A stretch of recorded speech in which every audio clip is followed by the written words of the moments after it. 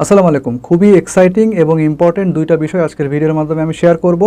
একটা হচ্ছে টিপি লিঙ্কের আর্চার E23 ওয়াইফাই 6 এর যে রাউটারটা, ওইটার নতুন একটা ফার্মওয়্যারের আপডেট আসছে, যেখানে ইজি মেশ ফিচারটাকে এই রাউটারের মধ্যে ইনক্লুড করা হয়েছে। মেশ সিস্টেম হিসাবে এখানে কিন্তু শুধুমাত্র ওয়ান মেশ ফিচারটা ছিল, অ্যান্ড অফকোর্স যেটার অনেকগুলো লিমিটেশনস আছে, প্লাস মেশ সিস্টেম চালু করা নিয়ে যার মধ্যে অনেকগুলো প্রতিবন্ধকতাও আছে। সো এই আপডেটের মাধ্যমে আসলে ওয়ান মেশটাকে বাদ দিয়া ইজি মেশটাকে নিয়ে আসা হয়েছে, যেটা অনেক বেশি ফ্লেক্সিবল, ফোর্দি এবং কনভিনিয়েন্ট। অপরদিকে আপনারা তো জানেন যে C6V4 যেটা, অর্থাৎ আর্চার C6V4, এটা হচ্ছে একটা ওয়াইফাই 5 স্ট্যান্ডার্ড রাউটার। এটার মধ্যে কিন্তু এই ইজি মেশটা অনেক আগে থেকেই আছে, অর্থাৎ শুরু থেকেই যখন থেকে C6V4টা লঞ্চ হয়েছে তখন থেকে কিন্তু এই ইজি মেশটা এর মধ্যে ইনক্লুডেড। সো সেকেন্ডলি, আজকের ভিডিওতে আমরা এটাও দেখবো যে কিভাবে আপনি আসলে এই দুইটা আলাদা আলাদা জেনারেশনের, দুইটা আলাদা আলাদা মডেলের রাউটারকে একই ইজি মেশের আন্ডারে নিয়ে আসতে পারেন, এবং ইজি মেশটা ব্যবহার করে কিভাবে একটার সঙ্গে আরেকটাকে ওয়্যারলেসলি কানেক্টেড করতে পারেন। শুধু ওয়্যারলেসলি কানেকশন না, এখান থেকে আপনারা পূর্ণ যে মেশ ফেসিলিটি সেটাও পাবেন। তো চলেন দেরি না করে ভিডিওটা শুরু করা যাক। আপনাদের সাথে আছে আমি মাজাহুল ইসলাম, এবং আমার সাথে আছে টিপি লিঙ্কের AX23 এবং আর্চার C6V4। আপনারা দেখছেন টিএসপি মানে total solution plus. Now at first আমরা কি করব, AX23 যে ফার্মওয়্যারটা আসছে নতুন, সেটাকে আপডেট করে, সেটাকে ইনস্টল করে, অর্থাৎ আপডেট করে আমরা AX23 এর মধ্যে ওয়ান মেশটাকে সরিয়ে ইজি মেশটাকে নিয়ে আসবো। যার জন্য আমরা প্রথমে কি করব, ফার্মওয়্যার ভিতরে লগ ইন করে নেব। আপনারা ডান পাশের উপরের দিকের এই কর্নারটা একটু খেয়াল করেন, আপডেট লেখা আছে এবং এখানে দেখেন একটা লাল ডটের মতো দেখা যাচ্ছে। এরকম ডট দেখলে আপনারা বুঝতে পারবেন যে আসলে আপডেট চলে আসছে, এখন আপডেট করতে হবে। সো আমরা এদিক ওদিক না তাকিয়ে সরাসরি চলে যাব এই লাল ডটে। ক্লিক করার সঙ্গে সঙ্গে দেখেন রাউটার আপডেট করার যে ফার্মওয়্যারের সেটিংস, সেই সেটিংসের ভিতরে আমাদেরকে নিয়ে গেল। খেয়াল করেন একদম প্রথম লাইনে আমাদের যে পুরনো ফার্মওয়্যারটা আছে, অর্থাৎ ভার্সনটা আছে, সেটা কিন্তু শো করতেছে, অর্থাৎ 1.0.5। তার নিচে দেখেন নতুন আরেকটা ফার্মওয়্যারের ইনফরমেশন দেখা যাচ্ছে, এটা হচ্ছে 1.1.0। আমরা এবার একটু বোঝার জন্য যদি ডান পাশের হোয়াটস নিউতে ক্লিক করি, তাহলে ফার্মওয়্যারের যে নতুন ভার্সনটা আছে, এখানে আমরা কি কি ফিচার পাচ্ছি সেগুলো কিন্তু লিস্ট আকারে চলে আসছে। তো আমাদের ভিডিও যে টপিকস আজকে, অর্থাৎ মানে ওয়ান মেশের মাধ্যমে আমরা কিভাবে একটা রাউটারকে আরেকটা রাউটারের সঙ্গে কানেক্টেড করতে পারি টিপি লিঙ্কের, সেটা দেখেন একদম এই যে প্রথম লাইনটাতে আছে। সো এখন আমরা যদি আপডেট দিই, তাহলে কিন্তু এই মানে ওয়ান মেশটা চলে গিয়ে ইজি মেশটা চলে আসার কথা। Let's see. আচ্ছা, এখানে দেখেন অনেক ধরনের বাগ ফিক্স এবং কিছু ইমপ্রুভমেন্ট, নতুন নতুন কিছু ফিচার আপনার এই আপডেটের মাধ্যমে কিন্তু অ্যাড হবে, সেই ইনফরমেশন কিন্তু এখানে দেওয়া আছে।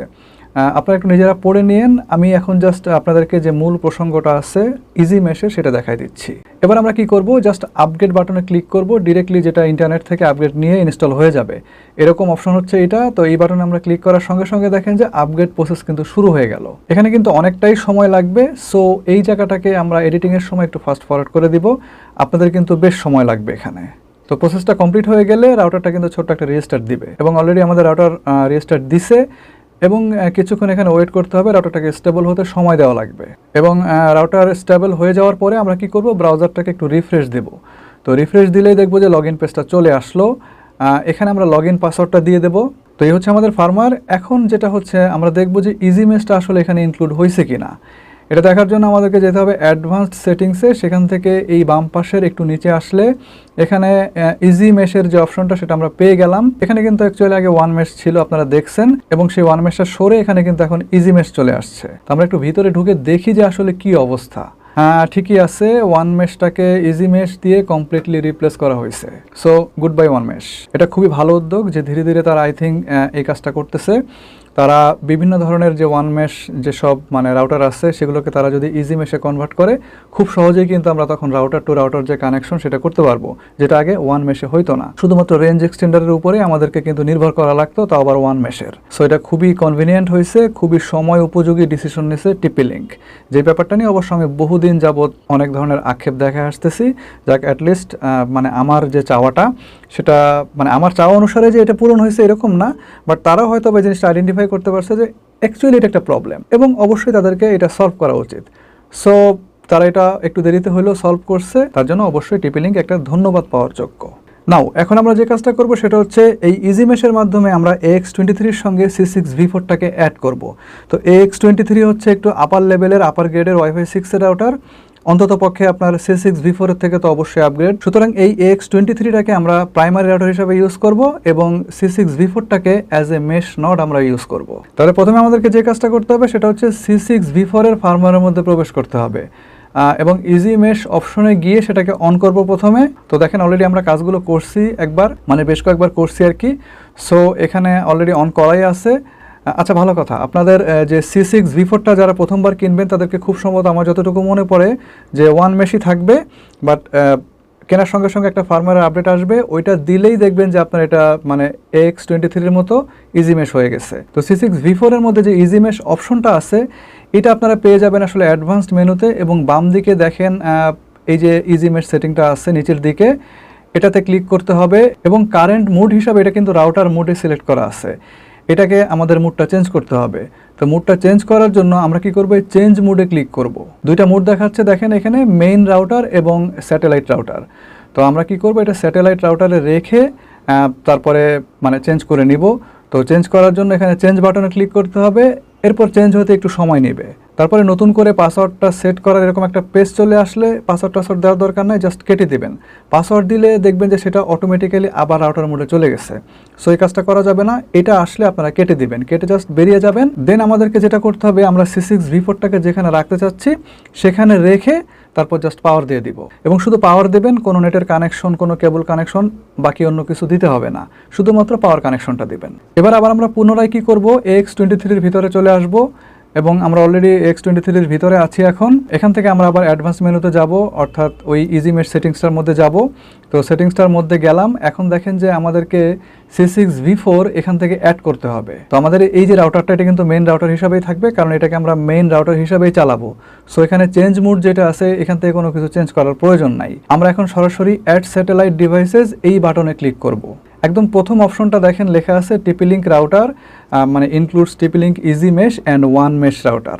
এইটাকে সিলেক্ট করতে হবে, অর্থাৎ আপনি TP-Link-এর ইজি মেশ এবং ওয়ান মেশ এই দুই ধরনের রাউটারকে আপনি এই মানে প্রাইমারি রাউটারের সঙ্গে সেকেন্ডারি রাউটার হিসাবে অ্যাড করতে পারবেন। এখানে উল্লেখ হচ্ছে আপনি ওয়ান মেশ রাউটারকে প্রাইমারি রাখা ইজি মেশের রাউটারকে অ্যাড করতে পারবেন না, আপনি ইজি মেশের রাউটারকে প্রাইমারি রাখা ওয়ান মেশ রাউটারকে অ্যাড করতে পারবেন। আমাদের C6V4টাকে আমরা যদি ওয়ান মেশও রাখতাম তারপরেও আমরা কিন্তু অ্যাড করতে পারতাম, যেহেতু অলরেডি এটা আমাদের মানে ইজি মেশ করা আছে, সুতরাং easy mesh to easy mesh কীভাবে করা যায় সেটা আপনাদেরকে দেখাচ্ছি।